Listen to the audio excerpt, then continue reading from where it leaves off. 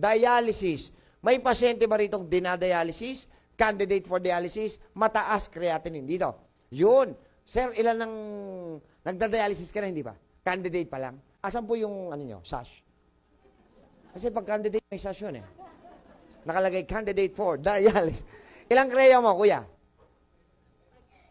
Mababa pa. Nakakaihi ka pa. Namamanas. Pag namamanas, sumusobra ka lang sa input. Input versus output. Pag namanas ka, bawas ka lang sa water intake. Ha? Okay, 568, pwede pang hindi. Ma'am, kayo po nagda-dialysis. Nagda-dialysis na. Gaano katagal na po? 1 year. Ilan po kreya nyo ngayon? Oh. So, twice ka lang. Twice a week. Ilan ang hatak? Ilan po hinahatak? Hindi. Hinahatak, tinatanggal pagka nagda-dialysis. Hindi nyo alam? Okay. Sige ho. Next. Ma'am, sir, nagda-dialysis, hindi pa? Candidate lang din. Ilan po kreya? Pay, magkakaklase kayo. Sino ba? Boss, ilan ang kreya? 160? Hindi pa ho. Tinatakot ka lang. Next, dito. Sino may gusto? Wala, okay. Dine. Dito. Boss, ilan ang kreya? Yan, 1,100. Nagda-dialysis na kayo? Okay. Gano'ng katagal na kayo nagda-dialyze? Isang taon. Sino po? Candidate o nagda-dialysis na? Pero nagda-dialysis na? Hindi pa. Dito ho. Wala naman. Okay. Siguro nagtataka kayo, uy, tinutukan ni Doc ng oras yung mga nagda-dialysis. Okay, bakit to? Gusto kong maramdaman ng mga walang ganyan sakit that we are still very blessed. Would you like to hear why? Para sa akin to kay Doc Atoy lang, hindi sa lahat ng doktor to, sa akin lang. Mas matindi pa yung sakit na yan kaysa cancer. Walang joke. Gusto niyo marinig kung bakit? Sa pera nakasalalay ang buhay nila. Ang dialysis, kailangan mo ng at least 40,000 per month just to keep the dialysis. Lifetime. 40,000 a month. Hiwalay pa po doon ang home medication. Paano kung wala ng 40 milyong pamilya? Tama? Hindi naman sasagutin ng government habang buhay yan. May sinasagot man ng government, limited lang. Tama ho ba? Kaya mahalin nyo kidney nyo. Ha? Alat pa more. Ayan. Soft drinks pa more. Oh. Game, paliwanag natin. Doc, ano ba ang ginagawa ng dialysis? Pinabababa niya lang ang bilang ng creatinine sa loob ng katawan ng pasyente. Kanina pa po namin naririnig yung creatinine. Ano po ang ibig sabihin ng creatinine? Poison, toxins, waste within the blood.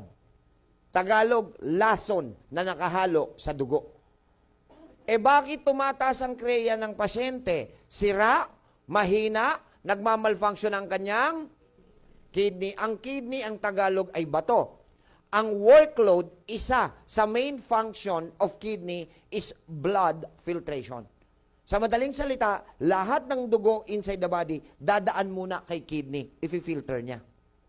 Okay? Pag na-filter niya na, yung mga toxins, ilalagay niya sa isang sac. SAC. Tagalog niyan, supot. Okay? Yung supot na yon may water. So, ilalagay yung mga toxins doon, aangat ngayon yung water. Tama ba? Pag umangat yung water sa level na to, yun na yung urge para umihi tayo. Malinaw. Okay. Kaya, ano nga pala ang English ng pag-ihi? Urination. Pag-ihi eh. Ang pagdumi, anong English? Evacuation.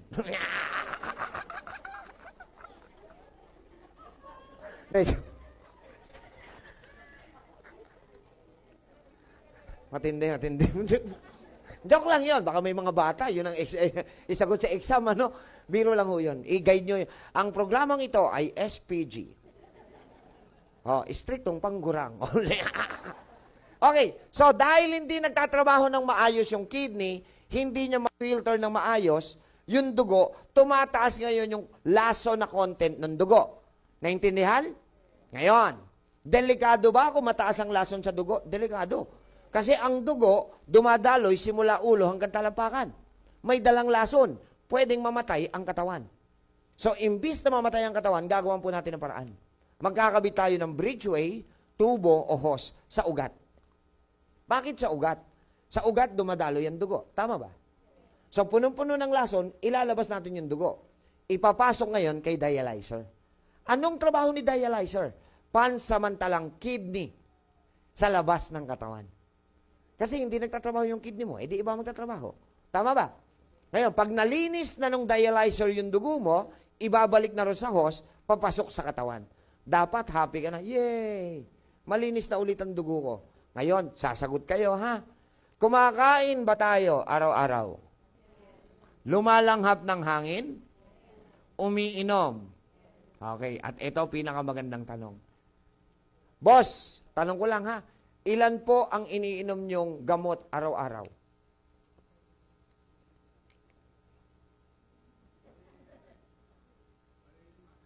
Lima. Si ma'am, yung mga nagdadialysis na. Ma'am, kayo po, ilan ang iniinom yung gamot sa isang araw?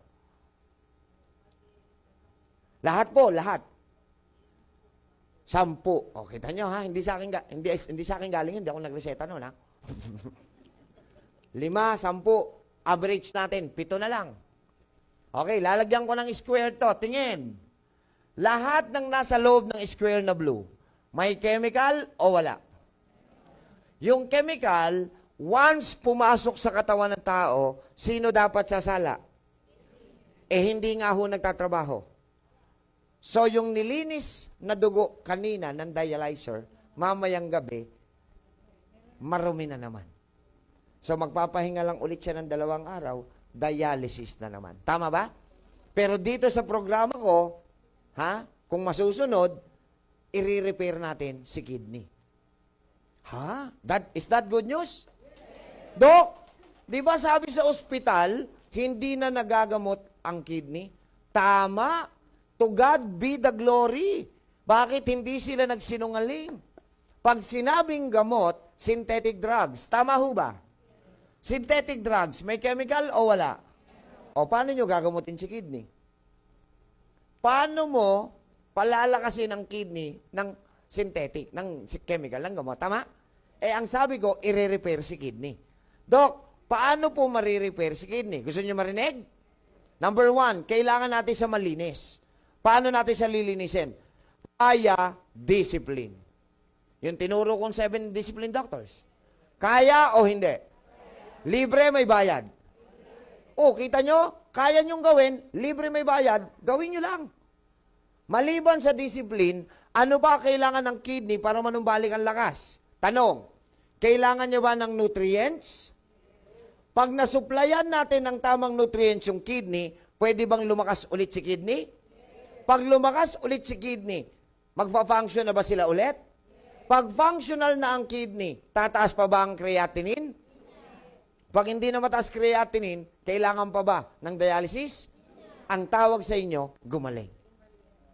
Is that good news, kuya? Parang, yan yung masaya sa inyo, yes. Dapat di ko na tinuro eh. Is that good news? Yes.